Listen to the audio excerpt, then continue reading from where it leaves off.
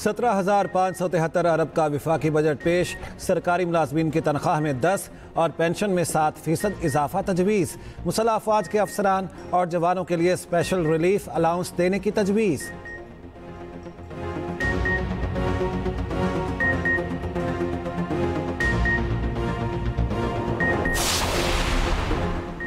गाड़ियां, पेट्रोलियम मसनूआत और solar panels महंगे। 850 सीसी तक की छोटी गाड़ियों पर 18% सेल टैक्स आयद करने की तजवीज़। सोलर पैनल्स की दरामदात पर 18% टैक्स आयद करने की तजवीज़। पेट्रोल, हाई स्पीड डीजल और फर्नेस ऑयल पर ₹2.5 फी लीटर कार्बन लेवी आयद की जाएगी।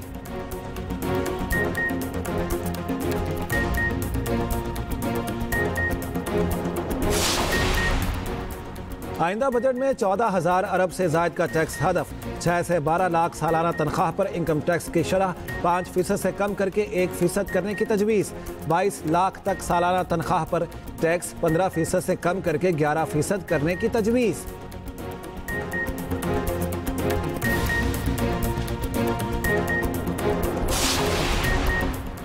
ताजिर बरादरी की सोलर की दरामद पर 18% टैक्स की मुखालिफत।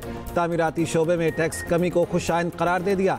यूनाइटेड बिजनेस ग्रुप के patron in chief SM Tanveer ने कहा, इंडस्ट्रियल पॉलिसी को 5 साल के लिए किसी सूरत तब्दील ना किया जाए।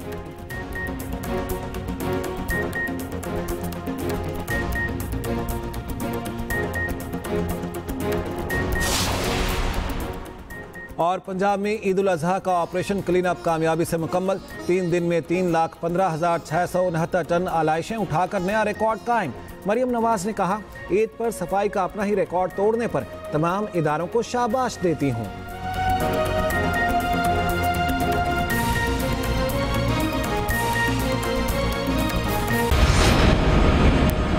वेलकम बैक नाज़रीन। बजट पर बात करें। आमिर साहब, आम आदमी के लिए क्या है इस बजट में और ये बजट पाकिस्तानी मईशत को कैसे सपोर्ट करेगा?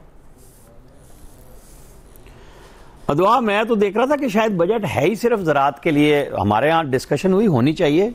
आपको याद है कल भी मैंने कही थी और यही बात कही थी कि डीएपी की कीमत को कम करें और ताकि किसान मुकाबले में रह सके, अपनी इनपुट के फायदे ले सके, कि उसको वापस मिले। लेकिन उतना ही जरूरी आम आदमी है जिसको सस्ती रोटी भी चाहिए है, सस्ता आटा भी चाहिए। ये भी पंजाब हुकूमत की जिम्मेदारी। अगर ये सिर्फ पंजाब के ऊपर ही बात हो रही है, सारे पाकिस्तान का इशू है कि ज़राअत को तरक्की मिलनी चाहिए, लेकिन सारे मुल्क के साथ साथ बात होगी। देखिए, तनख्वाहदार तबके के ऊपर बड़े स्लैब पे 35% वाले को तो कोई रिलीफ नहीं मिला, लेकिन बाकी सब के लिए और जहां ज्यादा मुलाजमीन है वहां सबसे ज्यादा रिलीफ मिल गया। इनकम टैक्स 5% से 1% पे चला गया। कंस्ट्रक्शन इंडस्ट्री को मिला टैक्स में रिलीफ, ताकि वो लोग जो बार बार 1 साल से कह रहे थे कि जी बहुत ज्यादा टैक्सेशन कर दी है, तो उसमें कमी खातिर खा की गई है और सूबों से भी रिक्वेस्ट की गई है कि ये आप लोग काम करें।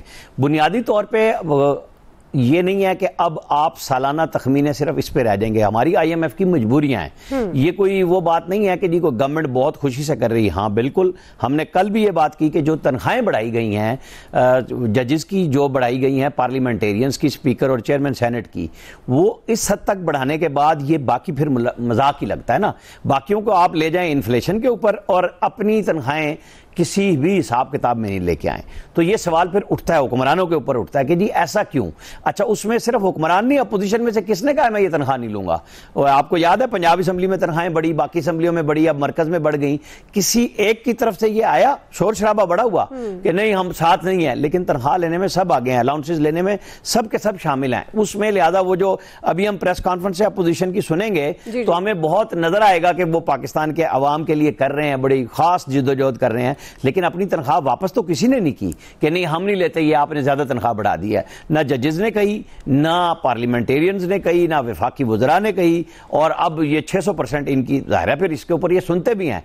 लेकिन ओवरऑल एक कोशिश की गई है कि जब आप कर्जे की मैप पे चल रहे हो और आपने जंग भी लड़नी हो और आपकी दिफाई अफवाज जो हैं वो सारी की सारी मुसल्लह अफवाज आपको बेस्ट रिजल्ट भी दे रहे हो, तो आपने उनके मुलाजमीन के लिए, अब शरह तो ज़ाहिर कल पता चलेगी क्योंकि उन्होंने कहा है कि हम उनकी बढ़ा रहे हैं, डिफेंस बजट से तनख्वाहें जरूरी है, बिल्कुल बढ़ाएं आप। लेकिन वो जो 30% एक स्पेशल अलाउंस दिया है वो 300-350 मुलाजमीन है वफाकी हुकूमत के चंद इदारों के, वो कोई ओवरऑल नहीं है 1 से 16 के। अगर आप ये समझें महीने के भाई उनको सबको मिल रहा है, वो नहीं है ऐसा। अच्छा, ये सिर्फ 10% है और 7% पेंशन का है, इससे ज्यादा नहीं है। बाकी स्टॉक मार्केट पे बात हुई, ये सारी चीजें आईटी के ऊपर की गई हैं। खुलेंगी बातें कल पोस्ट बजट प्रेस कॉन्फ्रेंस के बाद, जहां पे सारे फाइनेंस के रिपोर्टर सवाल भी करेंगे और जवाब भी लेंगे। सही, बिल्कुल। रहमान अजहर साहब, अब जिस तरह आमिर साहब कह रहे हैं, जाहिर है कल मजीद इस पर बहुत जबरदस्त डिबेट भी हो सकेगी, खासतौर पर चीजें भी बहुत ज्यादा, उसकी जो अंडरस्टैंडिंग है वो ज्यादा डेवलप हुई।